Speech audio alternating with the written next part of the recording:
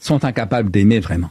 Parce que le prince charmant n'existe pas, la femme idéale n'existe pas, et donc ils risquent de passer leur vie à reprocher à leur épouse, leur compagne, de n'être pas la femme idéale, ou de reprocher à leur époux, à leur compagnon, de n'être pas le prince charmant. Mais bien sûr, personne ne peut être le prince charmant.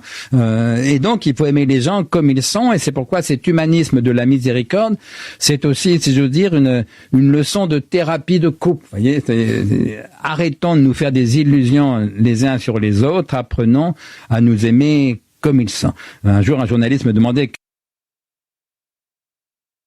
% des gens, et toutes les études le démontrent, abandonnent leurs projets, leurs rêves, uniquement en raison de la peur de l'échec.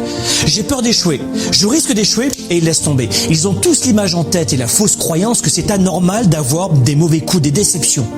Donc les gens ne comprennent pas qu'ils vont encore et encore faire des erreurs.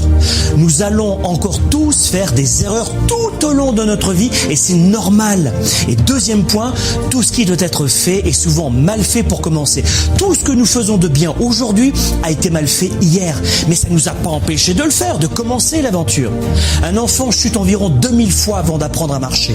Est-ce pour autant qu'il se dit que c'est pas un marcheur, ou que sa famille va se dire lui, ça sera jamais un marcheur? Non, on le fait jamais ça.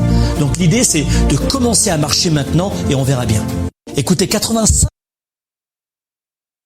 le monde d'ici 2048. La preuve, il y a une étude qui a été faite où on demandait à des enfants américains et des enfants chinois quel métier ils voudraient faire plus tard.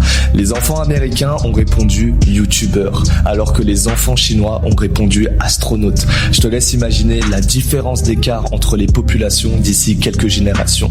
Et donc cette différence de mentalité, d'où vient-elle?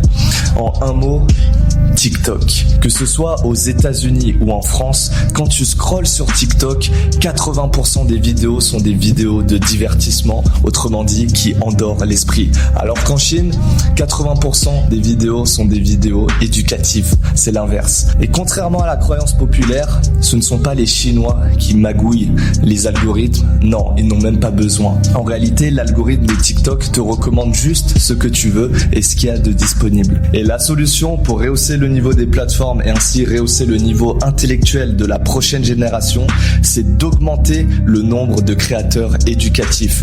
Pour ça, j'ai créé un programme qui s'appelle l'art du créateur, un programme pour percer sur les réseaux sans divertissement.